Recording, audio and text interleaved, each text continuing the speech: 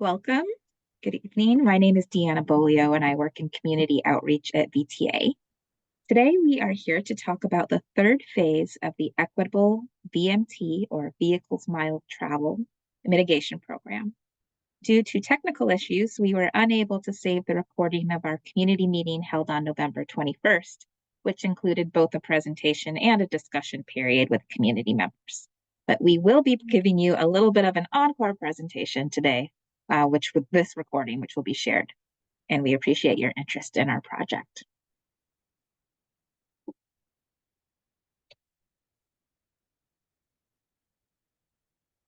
With me today, there are a few different people helping us get through today's presentation.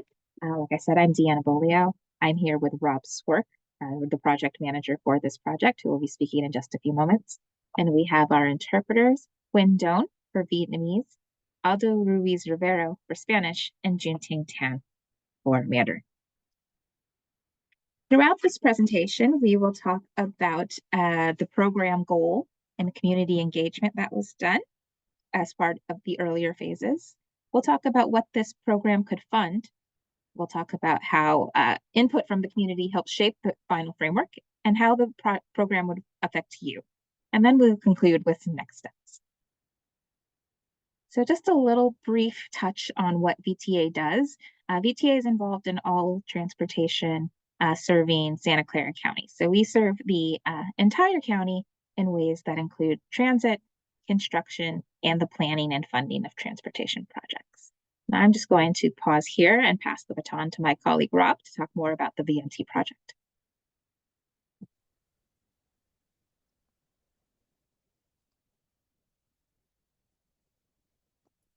All right, thanks so much, Deanna.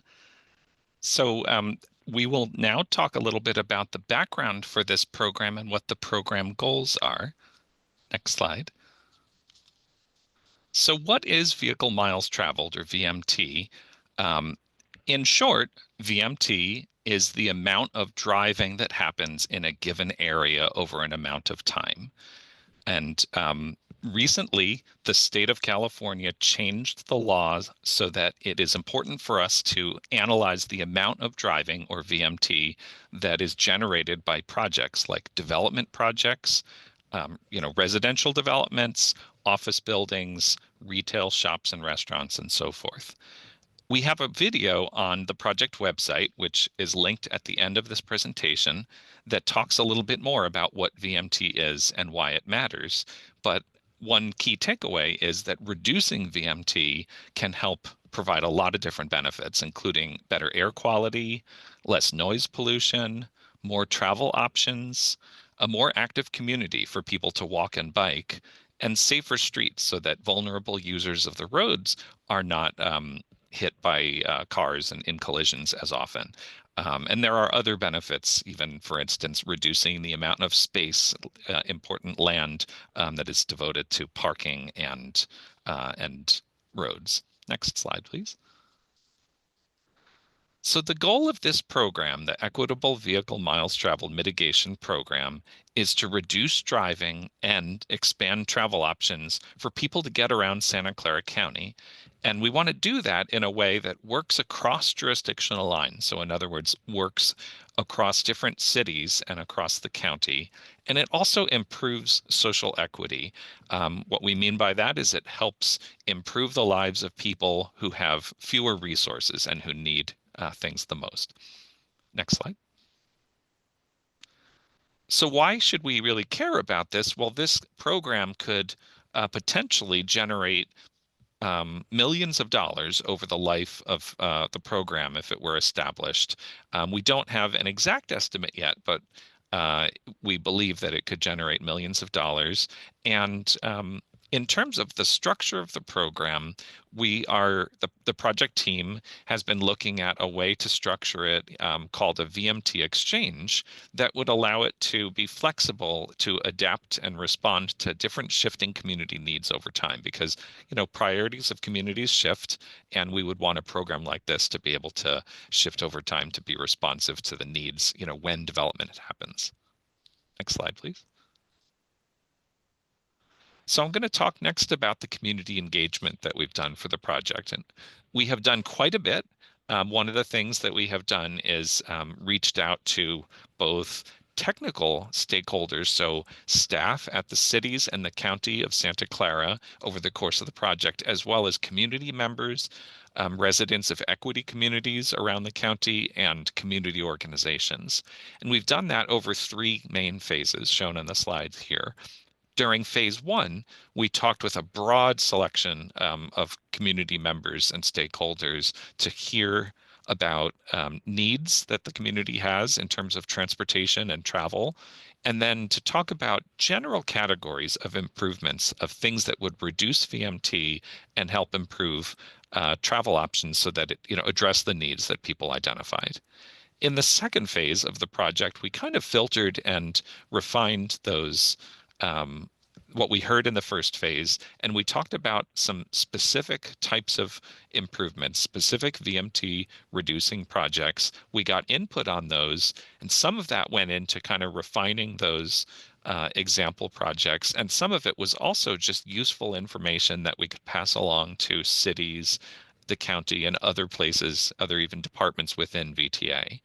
And now we're in the third phase of engagement where we're talking with community members and organizations to confirm, did we get this right? Is the program, the framework that we're recommending, what you expected? And do you have any other comments or questions? Next slide. So we've engaged with people in a lot of different ways. And you can see shown on the left, for instance, we were in the first phase at a lot of pop-up tabling events and community events where we had a table and we talked with people about their travel challenges and needs, and they participated in dot exercises and provided input to us via notes on boards. We also did workshops. We did both in-person workshops and virtual workshops, shown in the middle slide, for instance, and also on the right. We did a community survey back in the fall of 2023, where we asked people about their travel challenges and needs and preferences for things to improve their travel. And over the course of this, we have reached well over 1,000 community members who have actively participated in the project by providing input at those tabling exercises, through the community survey, through workshops, and so forth. We've also engaged with more than 30 community organizations and nonprofits. We also have been doing this engagement, especially when we're out in the community. We've been doing this engagement in multiple languages, in English, Spanish, Vietnamese, and Chinese in general. And when we have been at some engagement events, we have had interpreters join us as well. Next slide. So one key part of the program recommendations or the framework is, what could a program like this fund? Next slide. So the project team has developed recommendation that there could be three main types of mitigation actions, types of improvements that a program could fund. The first would be financial incentives along the lines of discounts or subsidies to use other modes of transportation than driving. A second is capital projects, for instance, improvements to the streets or infrastructure that would make travel by other modes of transportation faster or more attractive. And the third is services, which could include, for instance, improvements to transit service or other kinds of ways of getting around. Next slide. So in phase two of community engagement, we talked with people about some specific examples of projects in these three main categories, and I'll talk briefly about each. So within the financial incentives category, we talked with people about the possibility that a program could fund subsidies for the purchase of e-bikes. E-bikes, as you know, are traditional bicycles that have usually a power assist that makes it possible for the rider to be able to go a longer distance without expending as much energy. And it would be possible to have a development contribute to pay for e-bikes so that people could get a discount to own their own e-bike in their household. Another type of improvement in the category of capital improvements, kind of shown in the middle here, is things to speed up bus transit on roadways, for instance, transit boarding islands. The picture here shows an example boarding island, basically allowing a bus to pick up passengers without having to pull out of traffic and then merge back in, which speeds up the bus movement. Bus boarding islands can also be used to allow people to bicyclists to more safely pass bus stops. They actually can pass between the curb and the boarding island, and to create a safer and more comfortable environment for pedestrians to cross and wait when they're at a bus stop. The third kind of example project that we talked with people in phase two about is enhanced van pools. Van pools, shown in the picture on the right, are basically a gathering of people who have a similar commute, where they're coming from generally the same area and going to the same employment site or employment sites near each other. They may rent or lease a van, and then they share the driving responsibilities. They might alternate driving over the course of a week. And there are currently some incentives or subsidies for people to do van pooling already, but we talked with people about potentially increasing the amount of the subsidy to cover the full cost of renting the van for a van pool, and also gearing these more towards service and shift workers who may not be using van pools now. Next slide. And I think Deanna is going to talk about the next couple of slides here. Yes, thanks, Rob. This is where I come back in to talk about how your input and your being all of the community members that we talked to in the first two phases helped shape the framework. So there were several suggestions that were provided by the community that would not have been included without the input that we've received. And those are noted with an asterisk as we go over the next three slides. So in the area of financial incentives, some of the things that were added were to offer education courses, to partner with community organizations to help market and support any kind of new programs that offer financial incentives, to allow multiple subsidies per household, and also to cover the full cost of, if possible. And we are also recommended to share info on supportive programs and ensure that there's equitable access. For capital programs, some of the suggestions were to plan with the community in mind and make sure that our programs are context sensitive, to plan at the county-wide scale and not necessarily at the city or town borders, to consider safety and complete streets best practices, to prioritize equity communities and vulnerable road users, and to include universal street design. And for services, these were some of the factors that came into our framework. And that was to consider ways to advertise and raise awareness of any new services, to partner with community organizations for marketing and support, to consider cost and affordability, to ensure services are convenient to use and help reduce or eliminate barriers to access, and to ensure that there is equitable access. Now I'll turn it back over to Rob. Great. Thanks, Deanna. So as we're starting to wrap up here, we can share some insight into how a program like this might affect you, depending on where you are in the community and what your job or where you live is. This program might have benefits for you. So next slide, please. So the idea here in general is that development projects that have an amount of driving that is above a certain level, a level that is established by a city or the county to meet state law, would contribute to either implement those kinds of improvements that we showed on previous slides, like the bus boarding islands, enhanced van pools, or subsidies to purchase e-bikes, or they would pay for someone else to implement them. And so by doing that, with the program, you'd have hopefully fewer vehicles on the street, and people in Santa Clara County, whether they live here, work here, go to school here, they would have improved transportation options. Whereas without the program, um, generally new development would just lead to more vehicles on the street, more vehicle miles traveled. And you can kind of see in the slide here, the idea is you might go from kind of the upper left where you've got more cars on the road from more development to having potentially more travel options, more different ways of getting around with a program like this. Next slide. So for different communities, a program like this could have different benefits. So for instance, for members of equity communities, and what we mean by that, again, is areas of the county or residents that have fewer resources available, might be lower income residents, people with lower educational attainment, or who have for whom English is not their first language. These are considered equity communities, and a program like this could be tailored to really improve travel options in these communities, for instance, by increasing the affordability of options like bicycling or taking transit, improving infrastructure, as we said, like, for instance, speeding up the movement of buses to get you where you're going faster, or expanding services.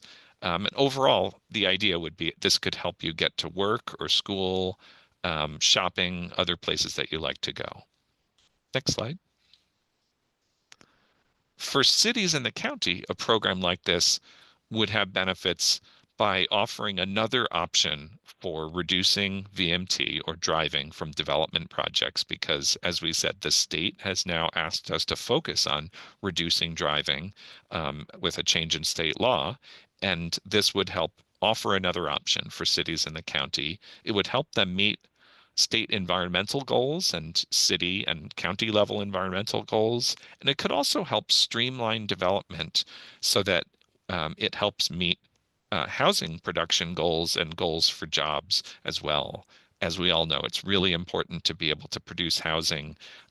We have a housing crunch in California, so this could actually help streamline the approval of housing developments. Next slide. So similarly, what would this mean for developers? As we said, this could actually help streamline the environmental review process by allowing an impact on driving in an environmental document to be considered not a significant impact, and allowing the environmental review to happen faster, and saving money and time in the process. It also helps reduce uncertainty, because there's often uncertainty that's involved in reviewing a project through the environmental process. Next slide. And finally, what would this mean for the environment? Well, reducing driving, as we said towards the beginning, reduces greenhouse gas emissions. It helps improve local air quality, meet our climate goals, and it even has secondary benefits too, for instance, improving water quality, runoff from vehicles on roadways, or reducing noise pollution and vibration. Next slide. So now, just to wrap up, we'll talk a little bit about the next steps. Next slide. So first of all, we are in phase 3 of the community engagement on this project. And as we said, the report is now available. So if you're interested, you can take a look at it on the project website. It was released in November of 2024, and it is available. We have the web address on the next slide. VTA staff will be bringing this project to the VTA board of directors and committees of the board in early 2025. We anticipate bringing this to committees of the board in February, and to the actual board of directors in early March of 2025. After VTA takes an action on this at the VTA board level, then for this to actually move forward, we would need cities or the county to decide whether they would like to opt in, because VTA can't do this alone. So we will be looking for indications from cities in the county on whether they would like to opt into an implementation phase to determine kind of the program details and work together to implement this. And that would start hopefully in later 2025. Next slide. So as we said, there are a lot of materials on the project website. You can see that listed in the lower left. That is www.vta.org/equitable VMT. And you can view the project report, which was released in November 2024. There's a nice 4-page community-oriented fact sheet. And we also have the introductory video and a couple other explainer videos, short 2 to 4 minute videos available on the website. We also have recordings of virtual community meetings in phases 1 and 2 of the project available on the project website if you'd like to see some of the earlier steps of the project. We'll be holding another event on December 10th called an Ask VTA, kind of an in-depth question and answer session on reducing driving from development projects. And we welcome any comments on the draft report to be emailed by December 18th. VTA is also happy to meet with organizations. If you are part of a community organization, a nonprofit, a neighborhood association that would like to learn more about this, we'd be happy to come to your virtual meeting, schedule time to talk with you about this. So you can email the address at the lower right, community.outreach@vta.org. And we overall just thank you so much for your interest in this project. We welcome you to stay tuned, and on the project website, you can sign up for email updates. Thank you so much, and have a good evening. Thank you and good night.